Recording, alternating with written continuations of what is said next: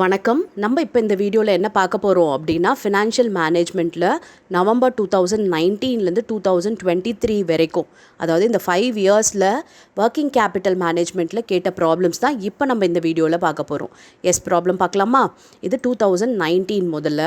Calculate the operating cycle of a company which gives the following details relating to its operation. Raw material consumption per annum. 10 மார்க்கில் கேட்டிருக்காங்க. ரொம்ப ஈஸியான question இது. வெறும் operating cycle தான் நம்ம போட போகிறோம். Okay, 8,42,000. Annual cost of production 14,25,000. Annual cost of sales 15,30,000. Annual sales 19,50,000. Average value of current assets held. Raw materials 1,24,000. Work in progress 72,000. Finished goods 1,22,000. Debtors 2,60,000. The company gets 30 days credit from its supplier. All sales made by the firm are only credit. You may take 1 year as equal to 365 days. இப்போ இந்த problem போடலாமா? ரொம்ப easy. Okay, operating cycle current assets minus current liability, அவ்வளோதான். இப்போ நமக்கு இங்கே stock இருக்குது, debtors இருக்குது. ஓகே, இப்போ இது எல்லாத்தையும் பார்த்திங்கன்னா நம்ம கரண்ட் அசெட்ஸில் எடுத்துப்போம். அண்ட் கரண்ட் லயபிலிட்டியில் பார்த்திங்கன்னா இங்கே நம்மக்கிட்ட இருக்கிறது வெறும் கிரெடிட்டார், அதாவது கிரெடிட் அலோட் பை சப்ளையர்ஸு கொடுத்துருக்காங்க இல்லையா, அது மட்டும்தான் நம்மளோட கிரெடிட்டார். மீதி எல்லாம் பார்த்திங்கன்னா நம்மளோட கரண்ட் அசெட்ஸ். போடலாமா? பாருங்கள், இதுதான் ஃபார்மல். இதை மாதிரி தான் நம்ம போட போகிறோம். அதாவது ரா மெட்டீரியல் ஸ்டோரேஜ் பீரியட், அப்புறம் work in progress holding period, finish goods storage period, இது எல்லாமே ஸ்டாக் தான். Raw material, work in progress, finish goods, debtors and இது கிரெடிட்டாஸை மைனஸ் பண்ண போகிறோம். இப்போ இதெல்லாம் நம்ம கண்டுபிடிக்கணும். இந்த ஸ்டோரேஜ் பீரியடு, இந்த ஹோல்டிங் பீரியட் எல்லாம் இருக்குது இல்லையா, அதெல்லாம் நம்ம கண்டுபிடிக்க போகிறோம். கிரெடிட்டாருக்கு மட்டும் அவங்களே கொடுத்துட்டாங்க 30 டேஸ்ன்னு சொல்லிட்டு, அதை நம்ம டேரெக்டாகவே போட்டுக்கலாம். அண்ட் இதெல்லாம் ஃபார்முலா போட்டு நம்ம கண்டுபிடிக்கணும். இப்போ raw material storage period formula பார்த்திங்கன்னா இங்கே இருக்குது பாருங்கள். Raw material consumption per annum, இங்கே இருக்குது பாருங்கள். Average value of current assets held in raw material 1,24,000. இதுதான் பாருங்கள், 1,24,000 divided by 8,42,000 into 365. அப்போ 53.75 டேஸ் வருது. இதை ரவுண்ட் பண்ணி 54 டேஸ்ன்னு போட்டுக்கலாம். ஓகேவா? அடுத்து work in progress holding period. அப்போ ஒர்க் இன் ப்ரோக்ரஸ்க்கு எதை எடுக்கணும்னா காஸ்ட் ஆஃப் ப்ரொடக்ஷன் எடுக்கணும். இங்கே ஒர்க் இன் ப்ரோக்ரஸ் இருக்குது பாருங்கள். அப்போ 72,000 divided by 14,25,000 into 365. 18.44 பாருங்கள், 18 போட்டாச்சு. ஓகே, அடுத்து ஃபினிஷ் குட் ஸ்டோரேஜ் பீரியட். இங்கே இருக்குது காஸ்ட் ஆஃப் சேல்ஸ். ஓகே, 15,30,000. இங்கே ஃபினிஷ் குட்ஸ் 1,22,000. அப்போ 1,22,000 divided by 15,30,000 into 365 எவ்வளோ வருது? 29.10. அப்போ 29 எடுத்துக்கலாம். போட்டாச்சு. இப்போ டெட்டா கலெக்ஷன். அப்போ இங்கே ஆனுவல் சேல்ஸ் இருக்குது, டெட்டாஸ் இருக்குது. அப்போ அதை டிவைட் பண்ணோன்னா நமக்கு டெட்டா கலெக்ஷன் பீரியட் கிடச்சிரும். பாருங்கள், 2,60,000 divided by 19,50,000 into 365. 48.67. அப்போ இதை 49ன்னு போட்டுக்கலாம். ஓகே, இப்போ இது எல்லாத்தையும் ஆட் பண்ணிக்கலாம். இதெல்லாம் தான் நம்மளோட கரண்ட் அசெட்ஸ். ஆட் பண்ணோன்னா 150 வருது. இப்போ நமக்கு கிரெடிட்டார் கொடுத்துட்டாங்க 30ன்னு சொல்லிட்டு, அதை நம்ம மைனஸ் பண்ணிக்கிட்டால் வரது தான் ஆப்ரேட்டிங் சைக்கிள். பாருங்கள், 120 டேஸ். ரொம்ப ஈஸியாக இருக்குது இல்லையா? இப்போ இந்த 2019ல் ஒரு கொஷின் தான் கேட்டிருந்தாங்க. அடுத்து நம்ம 2020ல் இந்த ஒர்க்கிங் கேபிட்டல் ப்ராப்ளம்ஸ் பார்க்கலாம். Cost sheet of a company provides the following particulars. Raw material 40%, labor 10%, overhead 30%. The following details are also available. Raw materials remains in store for 6 weeks. Processing time 4 weeks. Finished goods are in stock for 5 weeks. Period of credit allowed to debtors 10 weeks. Lag in payment of wages 2 weeks. Period of credit allowed by creditors 4 weeks. Selling price rupees 50 per unit. Production in units 13,000 per annum. Prepare an estimate of working capital. Okay, இப்போ working capital requirement என்னன்றதை நம்ம கண்டுபிடிக்க போகிறோம். Okay, இப்போ பார்த்தீங்கன்னா first நமக்கு current assets minus current liability தான் working capital இல்லையா?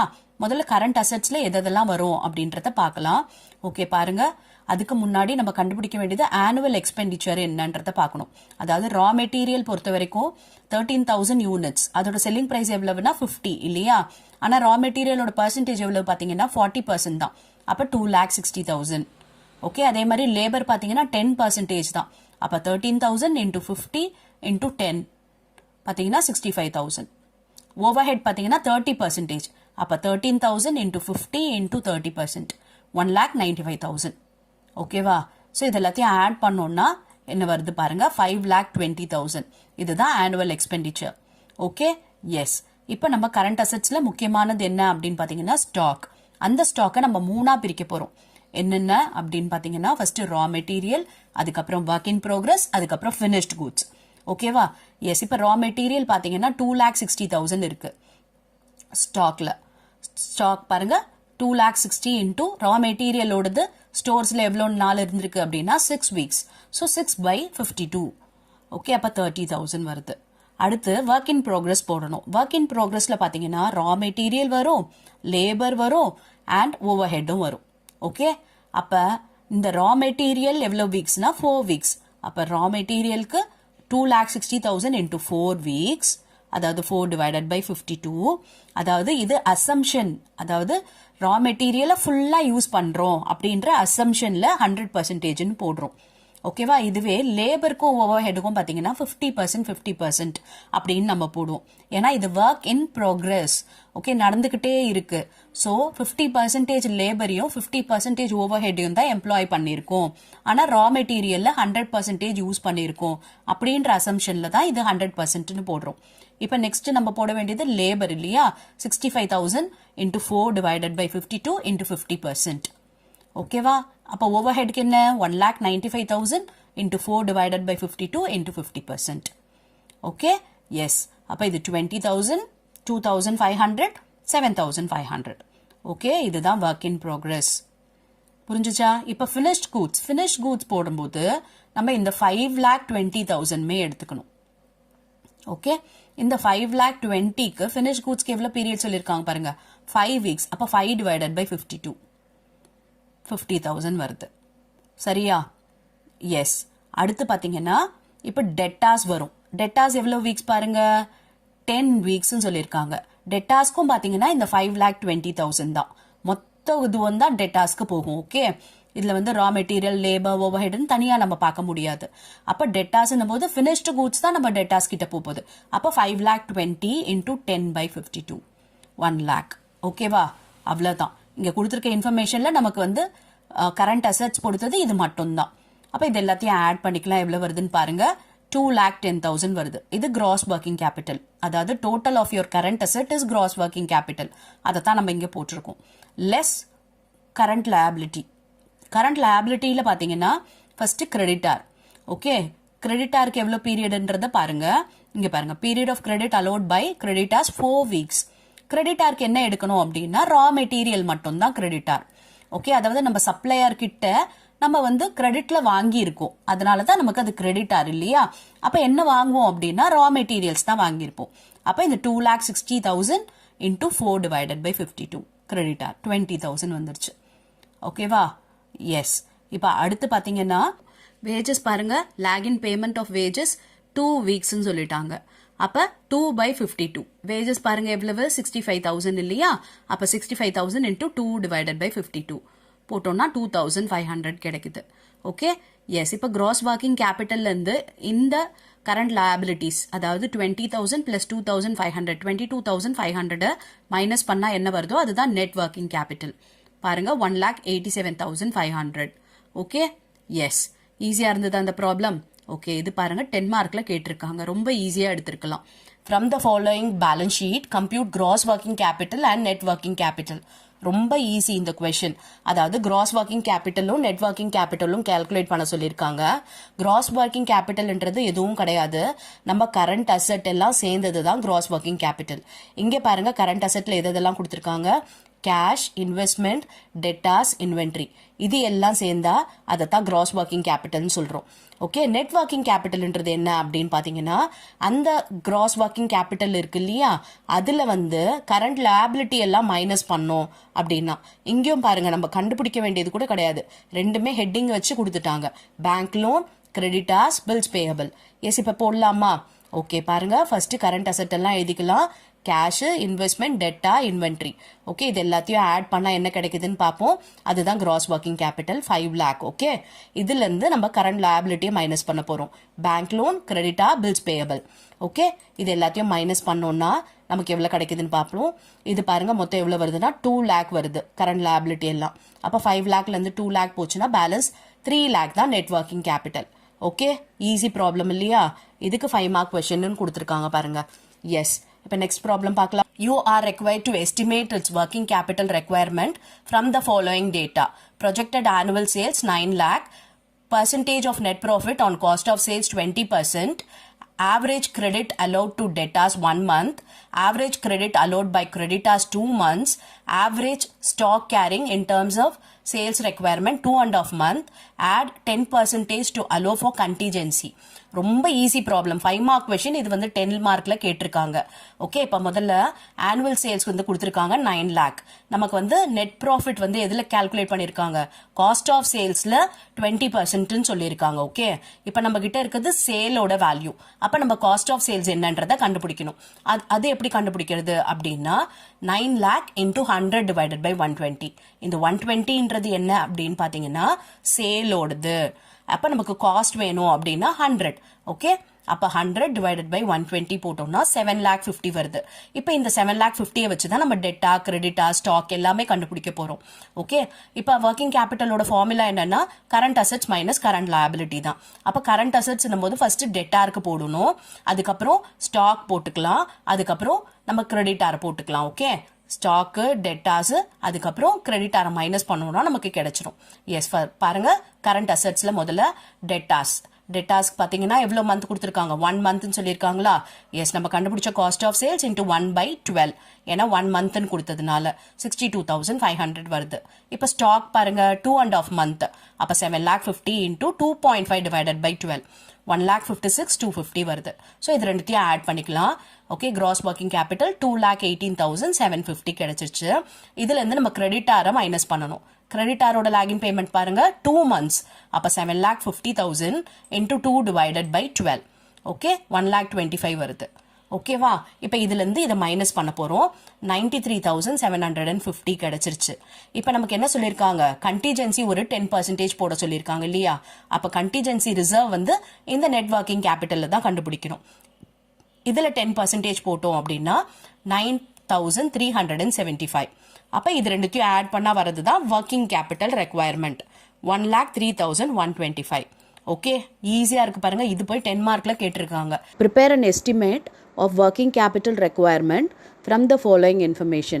Projected annual sales 1 lakh units, selling price rupees 8 per unit, percentage of net profit on sales 25%, average credit period allowed to customers 8 weeks, average credit period allowed to suppliers 4 weeks, average stock holding in terms of sales required 12 weeks, allow 10% for contingency. இதுவுமே பார்த்தீங்கன்னா ரொம்ப ஈஸியான problem தான். இது ப்ரீவியஸாக பார்த்தீங்கன்னா நிறைய question பேப்பரில் இதே மாடல் ப்ராப்ளம் கேட்டிருப்பாங்க 5 மார்க் கொஷினில். ஓகே, அப்போ இந்த ஒர்க்கிங் கேபிட்டல்லையுமே இந்த மாதிரி ஒரு ப்ராப்ளம் படித்து வச்சுருந்தீங்க அப்படின்னா ஈஸியாக உங்களால் 5 மார்க் ஸ்கோர் பண்ணிட முடியும். எஸ், இப்போ நமக்கு வந்து ஃபஸ்ட்டு என்ன வேணும் அப்படின்னு பார்த்தீங்கன்னா காஸ்ட் ஆஃப் சேல்ஸ் வேணும். காஸ்ட் ஆஃப் சேல்ஸ் எப்படி கண்டுபிடிக்கிறது அப்படின்னா சேல்ஸ் மைனஸ் கிராஸ் ப்ராஃபிட் தான் காஸ்ட் ஆஃப் சேல்ஸ். இப்போ நமக்கு சேல்ஸ் பார்த்தீங்கன்னா இங்கே கொடுத்துருக்காங்க 1 lakh யூனிட்ஸ்னு சொல்லிட்டு. ஸோ 1 lakh இன்ட்டு 8 போட்டோம் அப்படின்னா சேல்ஸ் எவ்வளோன்றது தெரிஞ்சிடும். இப்போ ப்ராஃபிட் பாருங்கள், நெட் ப்ராஃபிட் ஆன் சேல்ஸ் வந்து 25%.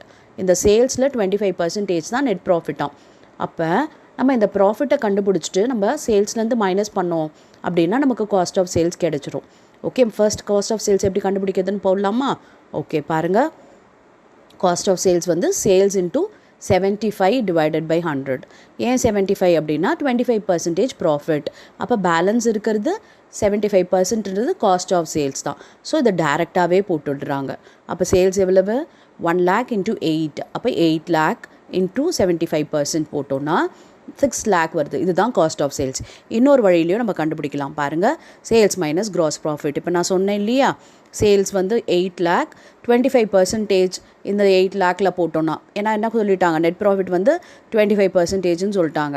அப்போ அந்த 25% 8 lakhல போட்டோன்னா 2 lakh வருது. ஸோ இது ரெண்டுத்தையும் மைனஸ் பண்ணால் 6 lakh. இந்த ரெண்டு வழியில் எப்படி வேணாலும் கண்டுபிடிக்கலாம் காஸ்ட் ஆஃப் சேல்ஸ். எஸ், இப்போ பாருங்கள், average credit period allowed to customer. Allowed to கஸ்டமர்ன்றது என்ன அப்படின்னு பார்த்தீங்கன்னா டெட்டார். அப்போ டெட்டார்ஸ் பார்த்தீங்கன்னா 8 weeks கொடுத்துருக்காங்க.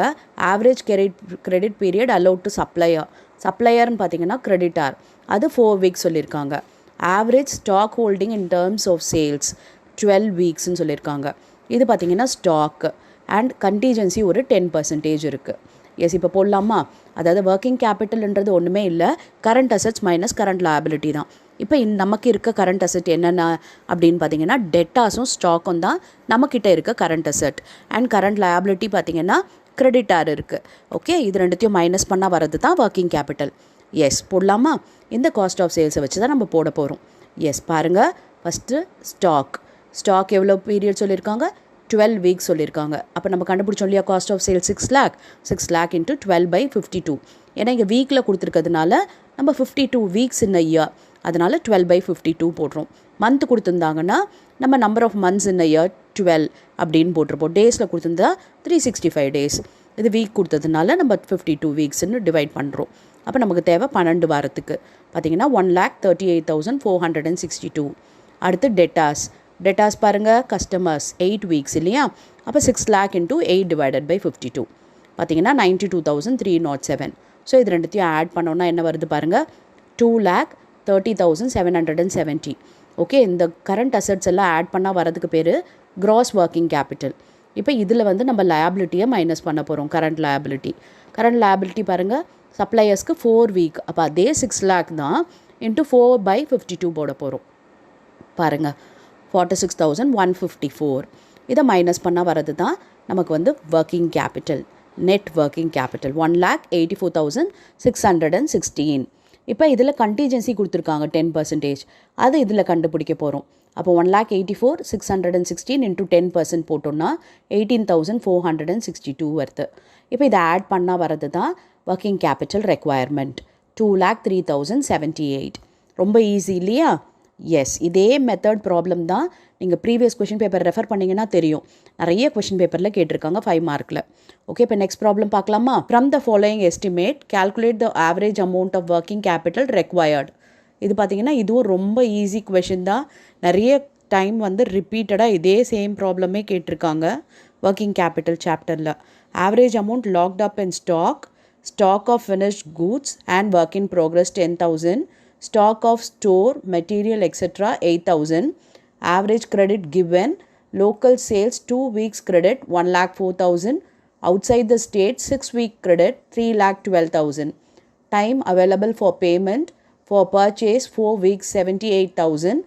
For wages 2 weeks 2,60,000. Add 10% to allow contingency. Yes, இப்போ இது ரொம்ப ஈஸி ப்ராப்ளம். இதை வந்து நம்ம எப்படி சால்வ் பண்ணுறதுன்றது பார்க்கலாம். ஒர்க்கிங் கேபிட்டல் ரெக்வயர்ட் ஃபார்முலா என்ன அப்படின்னா நமக்கு வந்து current assets minus current liability தான். இப்போ என்னென்ன கரண்ட் அசெட்ஸ் இங்கே இருக்குது அப்படின்னு பார்த்தீங்கன்னா டெட்டார் இருக்குது, ஸ்டாக் இருக்குது. அண்ட் கரண்ட் லயபிலிட்டி பார்த்தீங்கன்னா கிரெடிட்டார் இருக்குது. ஓகே, எஸ், இப்போ போடலாமா அந்த ப்ராப்ளம்? பாருங்கள், ஃபர்ஸ்ட் பார்த்தீங்கன்னா கரண்ட் அசெட்டில் stock of finish goods and work in progress 10,000 அதை அப்படியே போட்டுக்கலாம். ஓகே, அதுக்கப்புறம் ஸ்டாக் ஆஃப் ஸ்டோர்ஸ் மெட்டீரியல் 8,000 அதுவும் அப்படியே போட்டுக்கலாம். இது ரெண்டும் தான் ஸ்டாக்கு. இப்போ நெக்ஸ்ட்டு கிரெடிட்டார் இருக்குது அண்ட் டெட்டார் இருக்குது. ஆவரேஜ் கிரெடிட் கிவன்ன்றது என்ன அப்படின்னு பார்த்தீங்கன்னா நமக்கு இதுதான் வந்து debtor. Local sales 2 weeks credit சொல்லிட்டாங்க. இது அவுட் சைட் ஸ்டேட் பார்த்தீங்கன்னா 6 weeks சொல்லியிருக்காங்க. அப்போ லோக்கல் சேல்ஸ் வந்து 1,04,000 இன்ட்டு 2 weeks அப்படின்றதுனால 2/52. பாருங்கள், லோக்கல் தான் ஹோம் மார்க்கெட் 4,000. அவுட் சைட் ஸ்டேட்ன்றது பாருங்கள் 6 week, அப்போ 3,12,000 இன்ட்டு 6/52 36,000. இதுதான் டெட்டாஸ். இப்போ ஸ்டாக் போட்டாச்சு, டெட்டா போட்டாச்சு. இப்போ இதெல்லாம் ஆட் பண்ணிடலாமா? ஓகே, 58,000. இதுதான் க்ராஸ் ஒர்க்கிங் கேபிட்டல். இப்போ கிரெடிட்டார் போட போகிறோம். For purchase 4 weeks 78,000. அப்போ 78,000 இன்ட்டு 4/52 கரண்ட் லயபிலிட்டியில். ஓகே, பாருங்கள் 6,000 வந்துருச்சு. அடுத்து வேஜஸ் பார்த்தீங்கன்னா 2 weeksன்னு சொல்லிட்டாங்க.